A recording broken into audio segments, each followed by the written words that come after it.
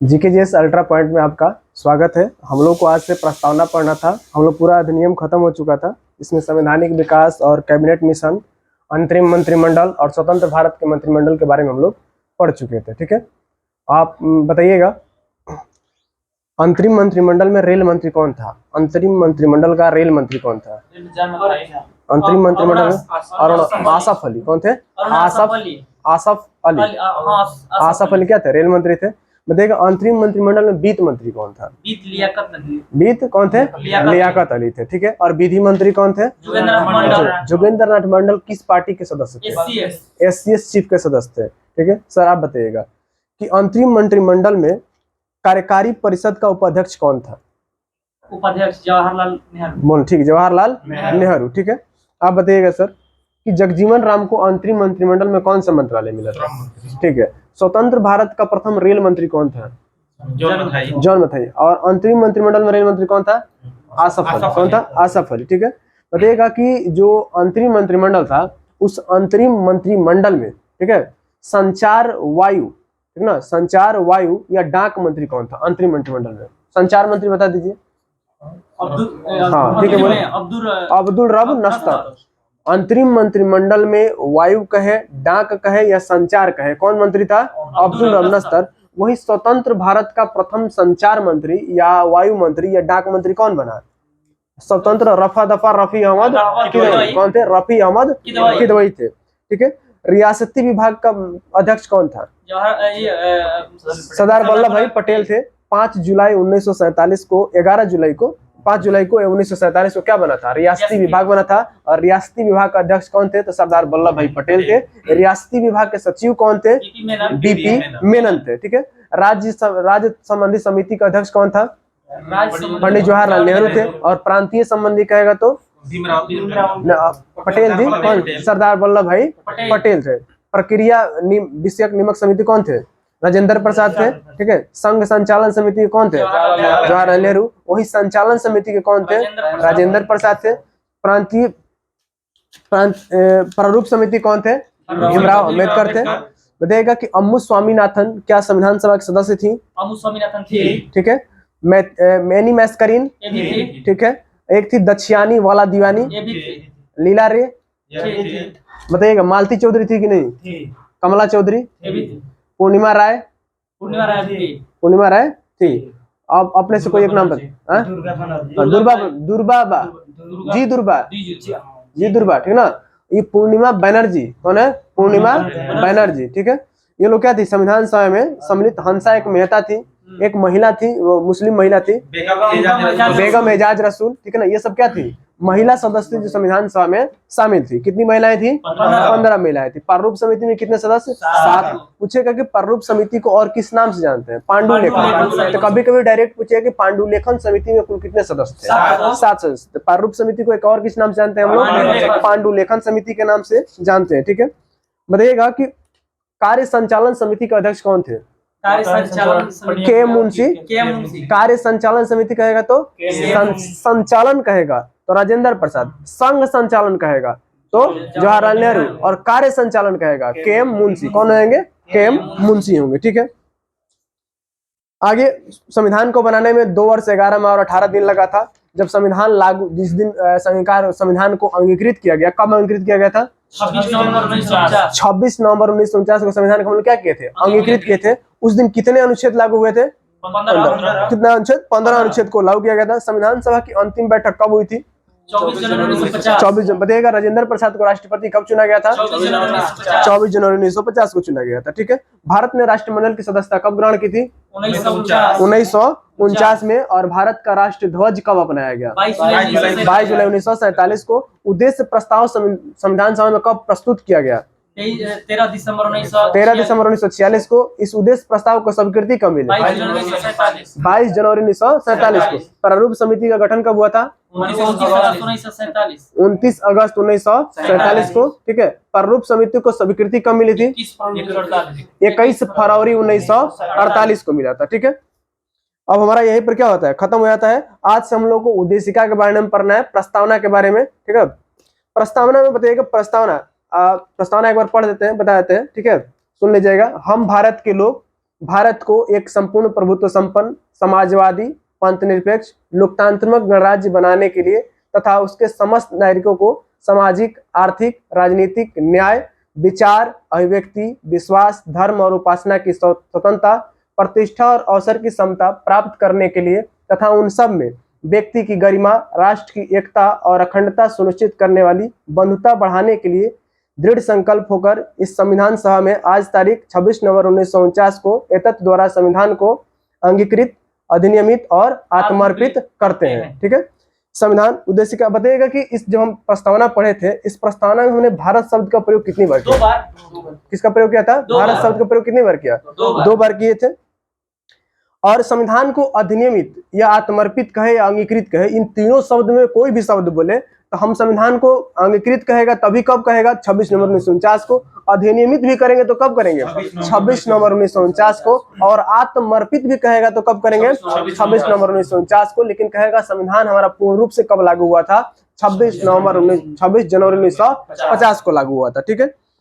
प्रस्तावना की मुख्य बातें हैं कुछ। प्रस्तावना में हमारा एक बार संशोधन हुआ था, 42वां संविधान 1976। पूछेगा कि प्रस्तावना में जब संशोधन किया गया था, किस संशोधन द्वारा प्रस्तावना में पहली बार संशोधन किया गया था? ठीक है। कौन संशोधन द्वारा? 42वें संविधान संशोधन 1976 द्वारा प्रस्तावना में कौन से 2 नए शब्द जोड़े गए? 3 शब्द जुड़ा था। कौन कौन सा?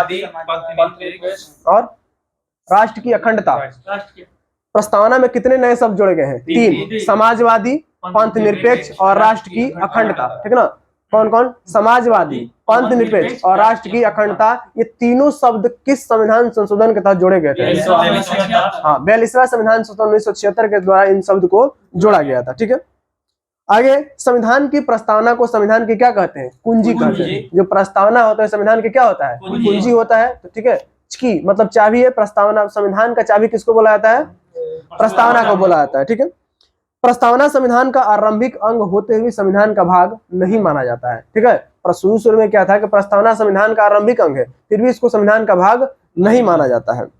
प्रस्तावना के अनुसार संविधान के अधीन समस्त शक्तियों का केंद्र बिंदु कौन है? हम भारत के लोग। ठीक ना।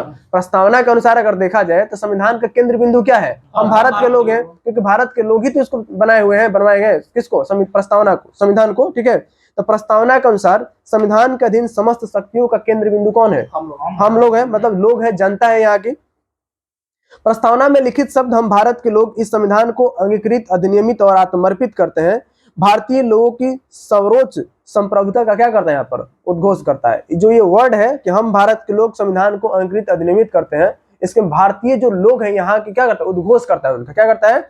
उनका उद्घोष, लोगों का सर्वोच्च संप्रभुता का उद्घोष करता है। ठीक है। संप्रभु मतलब क्या होता है? जिस पर किसी और राष्ट्र का प्रेशर और दबाव न बनता, उसको हम लोग क्या बोलते हैं? संप्रभु। मान लीजिए अगर हम किसी को उपनिवेश होते, गुलाम होते, तो उसका हम लोग प्रेशर पड़ता है ना कोई चीज बदलने, चेंज करने, मतलब किसी का बात मानने के लिए। लेकिन हम लोग क्या है? संप्रभु देश है। क्या है? संप्रभु। हमारा प्रस्तावना कहता है हम क्या है? एक संप्रभुत्व राष्ट्र है। ठीक है।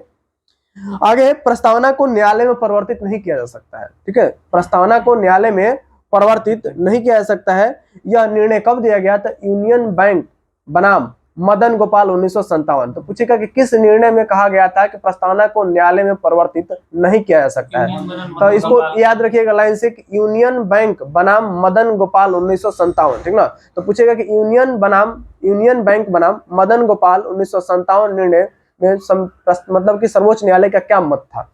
कि प्रस्तावना संविधान का अंग नहीं है। ठीक ना। तो किस निर्णय में सर्वोच्च न्यायालय ने प्रस्तावना को संविधान का अंग नहीं माना था? तो यूनियन बनाम, ठीक है ना, यूनियन ऑफ इंडिया, क्या होगा? यूनियन ऑफ इंडिया बनाम मदन गोपाल 1957 के निर्णय में प्रस्तावना को संविधान का अंग सर्वोच्च न्यायालय ने नहीं माना था। ठीक है। आगे, यानी सरकार या कोई नागरिक प्रस्तावना की अवहेलना करता है तो उसकी रक्षा के लिए हम अदालत की सहायता नहीं ले सकते। अगर कोई व्यक्ति प्रस्तावना की अवहेलना करता है, उसको मानने से इनकार कर देता है या उसको फाड़ भी देता है, तो उसके लिए आप न्यायालय नहीं जा सकते हैं। ठीक है ना। आप न्यायालय में इसके लिए मतलब नहीं होता है केस करना। अगर कोई चीज फाड़ा जाएगा, प्रस्तावना कोई फाड़ता है तो उस पर, प्रस्तावना नहीं संविधान अगर कोई फाड़े तो उस पर क्या होता है? केस हो जाता है, बनता है केस ना। उसी तरह प्रस्तावना को अगर फाड़ेंगे, कोई व्यक्ति अवहेलना करता है, उसको नहीं मानता है, तो उस पर आप मतलब उस पर हम न्यायालय उसके लिए नहीं जा सकते। ये किस निर्णय में कहा था? हाँ, यूनियन ऑफ इंडिया बनाम मदन गोपाल। कब निर्णय आया था? 1957 में। और इसी निर्णय में सर्वोच्च न्यायालय ने कहा था कि प्रस्तावना की अवहेलना होने पर आप न्यायालय नहीं जा सकते हैं, ठीक है। आगे एक और केस हुआ था बेरुवाड़ीवाद। ये तो 1957 के यूनियन ऑफ इंडिया बना मदन गोपाल था, लेकिन एक और केस हुआ बेरुवाड़ीवाद, ये 1960 में हुआ था, ठीक है ना। बेरुवाड़ीवाद कब हुआ था? 1960 में। इस बेरुवाड़ीवाद में सर्वोच्च न्यायालय ने कहा था एक बात, इसमें भी उसने प्रस्तावना को संविधान का अंग नहीं माना। तो यूनियन ऑफ इंडिया बनाम मदन गोपाल, इस निर्णय में प्रस्तावना को अंग माना था, संविधान का नहीं माना था। और बेरुवाड़ीवाद में भी प्रस्तावना को संविधान का अंग नहीं माना गया, ठीक है ना। तो बेरुवाड़ी में भी नहीं माना गया और यूनियन ऑफ इंडिया बनाम मदन गोपाल में भी नहीं माना गया। यूनियन ऑफ इंडिया बनाम मदन गोपाल कब हुआ था केस? 1957 में। बेरुवाड़ीवाद कब हुआ? 1960 में। हालांकि इसमें एक और बात कहा गया था बेरुवाड़ीवाद में कि जहां संविधान की भाषा जहां संदिग्ध होगी वहां प्रस्तावना सहायक का कार्य करेगी। तो पूछेगा कि किस वाद में यह बात कहा गया था कि जहां संविधान की भाषा जहां संदिग्ध होगी वहां प्रस्तावना सहायक का कार्य करेगी? ये किस वाद में था? बेरुवाड़ीवाद में। मतलब बेरुवाड़ीवाद में कहा गया कि अगर आप संविधान का भाषा जहां संदिग्ध होगा वहां प्रस्तावना क्या करेगी? सहायक का कार्य करेगी। कौन? प्रस्तावना। आगे हुआ कि बेरुवाड़ीवाद में सर्वोच्च न्यायालय ने फिर भी इसको माना नहीं। हालांकि ये कहा था कि जहां संविधान, जहां आपको किसी को वर्ड में उसके दिक्कत होगा, ठीक है, मतलब जहां भाषा संविधान की संदिग्ध होगी वहां पर सहायक का कार्य कौन करेगा? प्रस्तावना करेगा। लेकिन संविधान का अंग इसमें भी नहीं माना गया। फिर बाद में एक केस आता है क्या बोला, केरल राज्यवाद, केशवानंद भारती केस। कौन सा? केशवानंद भारती, ठीक है ना। केशवानंद भारतीवाद में सर्वोच्च न्यायालय ने, ठीक है ना, बेरुवाड़ीवाद के बाद कौन सा आया था? केशवानंद भारती केस आया था। इस केशवानंद भारती बनाम केरल राज्यवाद 1973 में हुआ था। केशवानंद भारती बनाम केरल राज्यवाद कब हुआ? 1973। और इसी केस में सर्वोच्च न्यायालय ने प्रस्तावना को संविधान का अंग माना, ठीक ना। तो पूछेगा कि किस केस में प्रस्तावना को संविधान का अंग सर्वोच्च न्यायालय ने माना है? केशवानंद भारती बनाम केरल राज्यवाद। ये कब हुआ? 1973 में। और इसी वाद में सर्वोच्च न्यायालय ने बेसिक स्ट्रक्चर का सिद्धांत दिया था। क्या दिया था? Theory of basic structure. Theory of basic structure. पूछेगा किस वाद में सर्वोच्च न्यायालय ने थ्योरी ऑफ बेसिक स्ट्रक्चर का सिद्धांत दिया था? तो केशवानंद भारती बनाम केरल राज्यवाद 1973 में, ठीक है। इसको संविधान का मूल ढांचा का सिद्धांत भी कहते हैं। क्या बोलते हैं? मूल ढांचा का सिद्धांत भी बोलते हैं या थ्योरी ऑफ बेसिक स्ट्रक्चर का सिद्धांत। कुछ भी पूछेगा कि किस वाद में सर्वोच्च न्यायालय ने मूल ढांचा का सिद्धांत दिया था, तो केशवानंद भारतीवाद में दिया था। या पूछेगा संविधान किस मतलब वाद में सर्वोच्च न्यायालय ने, ठीक ना, थ्योरी ऑफ बेसिक स्ट्रक्चर का सिद्धांत दिया था? केशवानंद वाद में ही दिया था। और इसी वाद में पहली बार सर्वोच्च न्यायालय ने माना कि जो प्रस्तावना है वो संविधान का अंग है।